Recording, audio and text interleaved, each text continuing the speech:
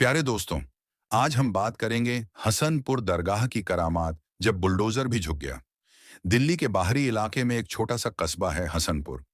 पुराने वक्तों से यह इलाका अपने सूफी और फकीरों के लिए जाना जाता रहा है। कस्बे के बीचों बीच एक पुरानी दरगाह थी, हजरत सैयद शेर अली शाह रहमतुल्लाह अलैह की। हर गुरुवार को यहाँ चिराग जलते, अगरबत्तियों की खुशबू चारों तरफ फैलती और लोग दूर दूर से अपनी मुरादें लेकर आते। पर वक्त का पहिया हमेशा एक सा नहीं घूमता। जहां कभी इबादत की आवाज गूंजती थी, वहीं अब आसपास ऊंची ऊंची बिल्डिंग बन गई थी और सरकार ने उस इलाके को विकास क्षेत्र घोषित कर दिया था। दरगाह के चारों ओर अब मॉल, होटल और नई कॉलोनियां बन चुकी थीं। कुछ लोगों को लगता था कि यह पुरानी इमारतें अब रुकावट हैं और इसीलिए एक दिन सरकारी नोटिस आया, इस इलाके में अतिक्रमण हटाने की कार्यवाही की जाएगी। लोग सन्न रह गए। दरगाह पर बैठे बुजुर्ग फकीर सैयद रफीक शाह ने वो कागज पढ़ा और गहरी सांस ली। उन्होंने बस इतना कहा, जो खुदा का घर होता है उसे कोई हाथ नहीं लगा सकता। बस सब्र रखो और नमाज पढ़ो। डर और यकीन के बीच रफीक शाह की उम्र 70 साल थी। वो बरसों से उस दरगाह की देखभाल करते आ रहे थे। सुबह फजर की अजान से लेकर रात की ईशा तक उनकी जिंदगी वहीं गुजरती। लोग उन्हें बाबा कहकर पुकारते थे। लेकिन इस बार माहौल अलग था। नगर निगम की मशीनें, पुलिस की गाड़ियां और बुलडोजर का दल दरगाह की तरफ बढ़ने वाला था। आसपास के लोगों ने बाबा से कहा, बाबा अब तो कुछ नहीं हो सकता, सरकार का आदेश है, सब तोड़ देंगे। रफीक शाह मुस्कुराए और बोले, बेटा जो खुदा की मर्जी होगी वही होगा। हमने किसी का हक नहीं मारा। अगर यह दरगाह झूठी है तो गिर जाएगी, अगर सच्ची है तो खुदा खुद इसका पहरेदार बनेगा। उस दिन गुरुवार था। शाम को दरगाह में पहले से ज्यादा भीड़ थी। हर कोई दिल ही दिल में दुआ कर रहा था कि या हजरत अपनी दरगाह की हिफाजत करिए। बुलडोजर का साया अगली सुबह सूरज के साथ पुलिस की गाड़ियां भी पहुंच गईं। सड़क पर भीड़ जमा थी। एक बड़ा सा पीला बुलडोजर दरगाह की दीवार के सामने खड़ा था। पुलिस इंस्पेक्टर ने आदेश दिया, तैयार रहो, काम शुरू करो। ऑपरेटर ने मशीन चालू की। इंजन की गड़गड़ाहट हवा में फैल गई। लोग कांप उठे, बच्चे रोने लगे और उसी पल बाबा रफीक शाह दरगाह के सामने जाकर खड़े हो गए। उन्होंने अपने दोनों हाथ आसमान की तरफ उठाए और बोले, या अल्लाह, अगर यह दरगाह तेरे सच्चे बंदे की निशानी है तो कोई ताकत इसे गिरा ना सके। भीड़ खामोश थी, सिर्फ बुलडोजर की आवाज गूंज रही थी। ऑपरेटर ने मशीन को आगे बढ़ाया, मगर जैसे ही उसने लीवर दबाया, मशीन ने अजीब आवाज निकाली। थक थक फिर इंजन बंद हो गया। ऑपरेटर हैरान था। उसने दोबारा कोशिश की, मशीन फिर बंद। पुलिस ने दूसरी मशीन मंगवाई, वो भी चलते ही बंद हो गई। तीसरी मशीन आई, उसके टायर फट गए। अब भीड़ में सन्नाटा छा गया। लोग एक दूसरे को देखने लगे। कोई कह रहा था यह अल्लाह का करिश्मा है, कोई बोला हजरत की करामात है। इंस्पेक्टर ने गुस्से में कहा, यह सब अंधविश्वास है, कुछ तो तकनीकी खराबी होगी। लेकिन ऑपरेटर डर चुका था। उसने हाथ जोड़ ली, साहब मैं आगे नहीं बढ़ूंगा, कुछ ना कुछ तो है यहां। आसमान का जवाब उसी वक्त मौसम बदल गया। तेज हवा चलने लगी। आसमान में काले बादल गिराए, बिजली कड़की और अचानक बारिश शुरू हो गई। दरगाह की छत से गिरती बूंदें ऐसे लग रही थी मानो खुदा ने अपने घर पर रहमत बरसा दी हो। लोगों ने देखा, बाबा रफीक शाह नमाज में झुके हुए थे। उनकी आंखों से आंसू बह रहे थे।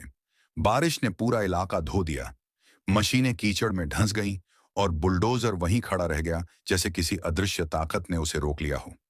अगले दिन सरकारी अफसरों ने रिपोर्ट लिखी, तकनीकी कारणों से कार्रवाई स्थगित की जाती है। लेकिन हसनपुर के लोगों के लिए यह तकनीकी कारण नहीं, बल्कि हजरत की करामात थी। बीते वक्त की याद। उस रात बाबा रफीक शाह देर तक दरगाह में बैठे रहे। उन्होंने धीमे स्वर में कहा, मुझे याद है, मेरे दादा बताया करते थे कि हजरत सैयद शेर अली शाह रहमतुल्लाह अलैह जब यहाँ आए थे, तब यह जगह एक बंजर जमीन थी। उन्होंने यहाँ बैठकर 40 रोज तक रियाजत की थी। उस वक्त कोई उन्हें नहीं जानता था।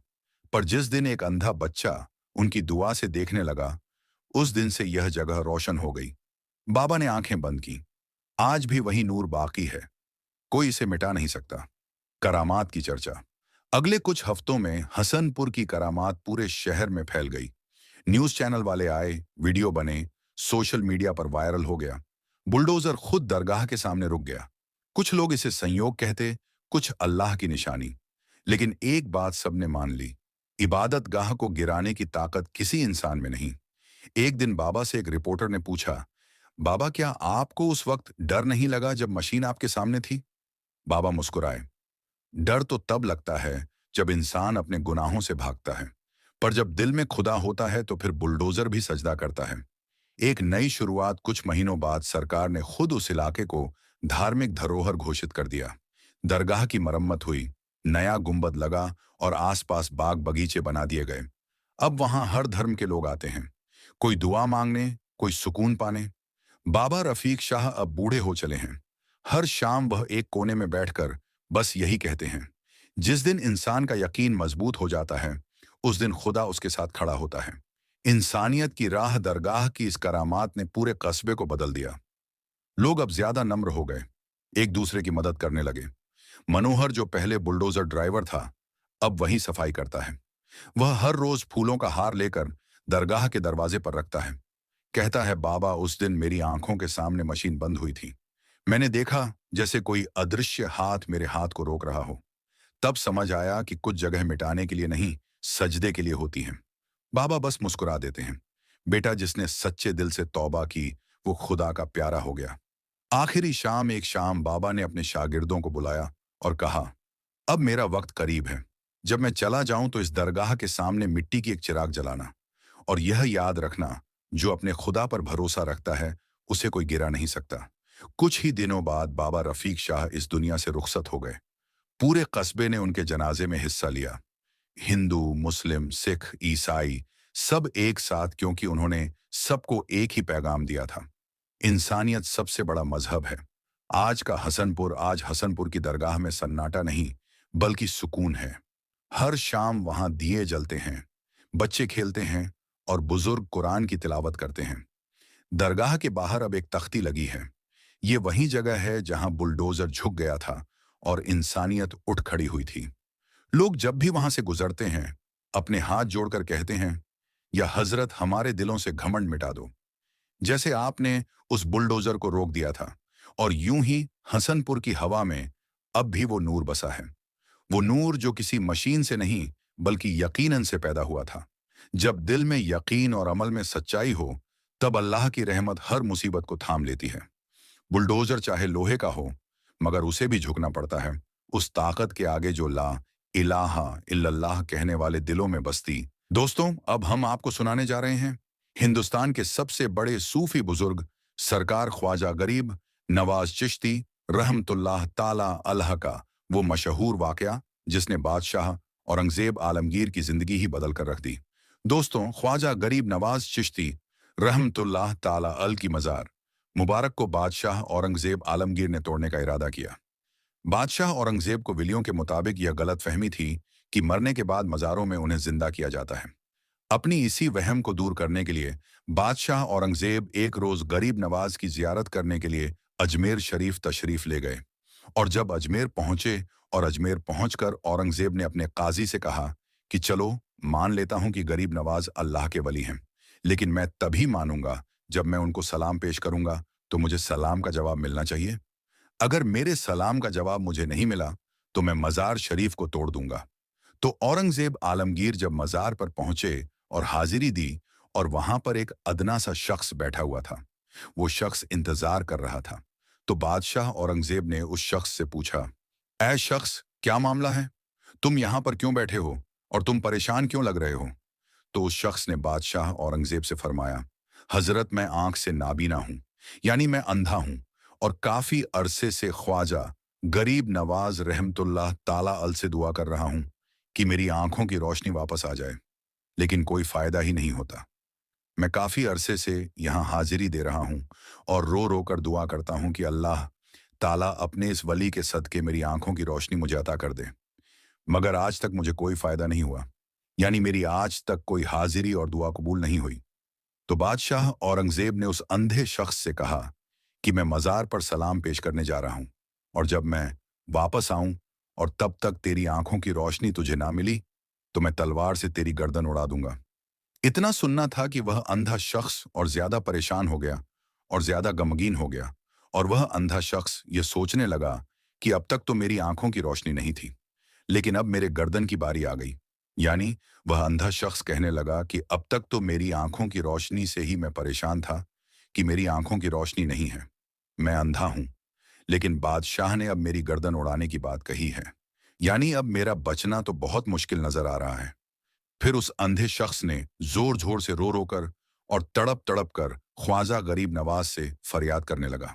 और जब बादशाह औरंगजेब ने ख्वाजा गरीब नवाज को सलाम पेश किया, यानी जब बादशाह औरंगजेब मजार के पास गया और मजार के पास जाकर उसने सलाम अर्ज किया, तो मजार में से कोई जवाब नहीं मिला। जब बादशाह औरंगजेब ने एक मर्तबा सलाम पेश किया, तो जवाब नहीं मिला। फिर बादशाह औरंगजेब ने दूसरी मर्तबा सलाम पेश किया, फिर भी सलाम का जवाब नहीं मिला। फिर बादशाह औरंगजेब ने तीसरी मर्तबा सलाम पेश किया, तो अंदर से सलाम का जवाब मिल गया। यानी सलाम पेश करने का मतलब यह था कि जब बादशाह औरंगजेब ने अस्सलाम वालेकुम व रहमतुल्लाह व बरकातेहू कहा, तो इसके बदले में मजार शरीफ के अंदर से कोई भी जवाब नहीं मिला। फिर दूसरी मर्तबा भी बादशाह औरंगजेब को सलाम का जवाब नहीं मिला। लेकिन जब तीसरी मर्तबा बादशाह औरंगजेब ने अस्सलामु वालेकुम व रहमतुल्लाह व बरकातहू कहा, तो अंदर से आवाज आई कि वालेकुम अस्सलाम व रहमतुल्लाह व बरकातहू। फिर मजार शरीफ से आवाज आती है, ऐ बादशाह औरंगजेब, दोबारा ऐसी जिद ना करना, क्योंकि तुम्हारी जिद की वजह से मैं उस अंधे आदमी की आंखों की रोशनी लेने अर्श इलाही पर गया था, और इसी वजह से तुम्हारे सलाम के जवाब देने में देर हो गई। ख्वाजा जा गरीब नवाज की करामत तो देखिए कि बादशाह औरंगजेब रहमतुल्लाह ताला अल खुद एक अल्लाह के वली बन गए। अल्लाहू अकबर। मेरे दोस्तों, यह शान होती है अल्लाह के वलियों की। यानी यह वाकया होना था कि बादशाह औरंगजेब रहमतुल्लाह ताला अल एक बहुत ही बड़े अल्लाह के वली बन गए, जिन्होंने एक किताब लिखी है फतवा आलमगिरी, जो कि इस्लाम के मुताबिक फतवे देती है, जो इस्लाम के कानून को मानती है, जो इस्लाम के कानून को देखकर बनाया गया है। बड़े बड़े मसाइल उसी किताब से हल होते हैं। हजरत ख्वाजा मोइनुद्दीन चिश्ती रहमतुल्लाह ताला अल अलकाब ख्वाजा गरीब नवाज अताए रसूल सल्लल्लाहु अलैहि वसल्लम कहा जाता है कि आपकी विलादत संजर, जो मुल्क ईरान के इस्फान शहर में खुरासान के करीब में है, 530 हिजरी 10,141 में हुई। आपके वालिद का नाम ख्वाजा सैयद गयासुद्दीन बिन अहमद हसन रहमतुल्लाह ताला अल है, जो हुसैनी सादात हैं, और वालिदा का नाम बीबी उल्लवरा बिनते हजरत सैयद दाऊद रहमतुल्लाह अल है, जो कि हसनी सादात है। 8 बरस की उम्र में आपके वालिद का इंतकाल हो गया और 15 बरस की उम्र में आपकी वालदा का इंतकाल हो गया। हजरत ख्वाजा मोइनुद्दीन चिश्ती रहमतुल्लाह अल इल्म दीन 544 हिजरी में एक बार आप अपने फलों के बगीचे में काम कर रहे थे, तो हजरत इब्राहिम कंदोजी नाम के एक दरवेश वहां आए और बैठे। आपने उनको अपने बगीचे में से अंगूर का गुच्छा पेश किया और उन्होंने उसे खाया। फिर मेहमान नवाजी से खुश होकर अपने थैले में से कुछ निकाला, फिर उसको चबाकर ख्वाजा मोइनुद्दीन को खाने के लिए दिया। आपने खुशी के साथ उसको खाया तो उनके फैज़ो बरकत से आपके लिए इल्म हिकमत के दरवाजे खुल गए और आपने अपना सब कुछ बेच दिया और उस रकम को गरीबों और मोहताजों को खैरात कर दिया। फिर आप समरकंद और बुखारा की तरफ इल्मुद्दीन सीखने के लिए रवाना हो गए। 544 से 550 हिजरी तक आप वहां हजरत मौलाना हिजामुद्दीन और हजरत मौलाना शरफुद्दीन के पास इल्म दीन सीखते रहे। 550 हिजरी में आपकी मुलाकात हुजूर गौसाम रज अल्लाहू ताला अनु से हुई। आप एक कामिल पीर तलाश कर रहे थे कि आपने ख्वाजा उस्मान हारूनी रहमतुल्लाह ताला अल के बारे में सुना। 552 हिजरी में आप उनके पास गए और उनके मुरीद हुए और इबादत इलाही और खिदमत मुर्शिद करते रहे। एक बार ख्वाजा उस्मान हारूनी ने आपसे कहा कि मोइनुद्दीन, नीचे देखो क्या दिखता है। आपने नीचे देखकर कहा कि मैं जमीन के अंदर देख सकता हूं। मुर्शिद ने फिर कहा, अब ऊपर देखो क्या दिखता है। आपने ऊपर देखकर कहा कि मैं आसमान के अंदर देख सकता हूं। मुर्शिद ने फिर फरमाया कि मैं तुम्हें इससे भी आगे पहुंचाना चाहता हूं। फिर 22 साल मुर्शिद की खिदमत में गुजारने के बाद एक दिन मुर्शिद ने फिर बुलाकर अपनी 2 उंगलियां आपकी दोनों आंखों के बीच में रखीं और फिर फरमाया, मोइनुद्दीन नीचे देखो क्या दिखता है। आपने नीचे देखकर कहा, मैं तहत तो 17 तक देख सकता हूं, यानी कि 7 तबके जमीन के नीचे तक। फिर मुर्शिद ने कहा, ऊपर देखो क्या दिखता है। आपने ऊपर देखकर कहा कि मैं अर्श आजम तक देख सकता हूं। ख्वाजा उस्मान हारूनी ने खुश होकर आपको खिलाफत अता फरमाई। दोस्तों, हमसे जहां तक बन सका, हमने सरकार गरीब नवाज की जिंदगी पर रोशनी डालने की कोशिश की है और आप तक इसको पहुंचाने की कोशिश की है। आखिर में बस यही कहूंगा कि अल्लाह ताला हमारी इस कोशिश को अपनी बारगाह में मंजूर फरमाए। अल्लाह ताला रसूल करीम सल्लल्लाहु अलैहि वसल्लम के सदक़े में और ख्वाजा गरीब नवाज अताए रसूल के सदक़े में हम सबको पक्का और सच्चा आशिक रसूल बनाए और सबके ईमान की हिफाजत फरमाए और सबको दुनिया और आखिरत में कामयाबी अता फरमाए। आमीन सुम्मा आमीन। दोस्तों, जब इंसान अल्लाह के वलियों की शान को दिल से समझ लेता है तो उसके दिल में सिर्फ अदब ही नहीं बल्कि अल्लाह की सच्ची मार्फत भी पैदा हो जाती है। और ख्वाजा गरीब नवाज रहमतुल्लाह ताला अलैह की मुक़द्दस जिंदगी हमें यही पैगाम देती है कि वली वही होता है जो अपनी पूरी जिंदगी अल्लाह की रजा में फना कर दे, जो अपने लिए नहीं बल्कि दूसरों के लिए जिए, जो हर मजलूम का सहारा बने और हर टूटे दिल का मरहम बने। आप सिर्फ मुसलमानों के ही नहीं बल्कि हर मजहब, हर कौम और हर तबके के लोगों के लिए रहमत बनकर आए थे। यही वजह है कि आज भी आपकी चौखट पर हिंदू, मुसलमान, सिख, ईसाई सब एक साथ सर झुकाते नजर आते हैं और अपनी अपनी मुरादें लेकर आपकी बारगाह में हाजिर होते हैं। दोस्तों, कहा जाता है कि ख्वाजा गरीब नवाज रहमतुल्लाह अलैह ने अपनी पूरी जिंदगी में कभी किसी को खाली हाथ नहीं लौटाया।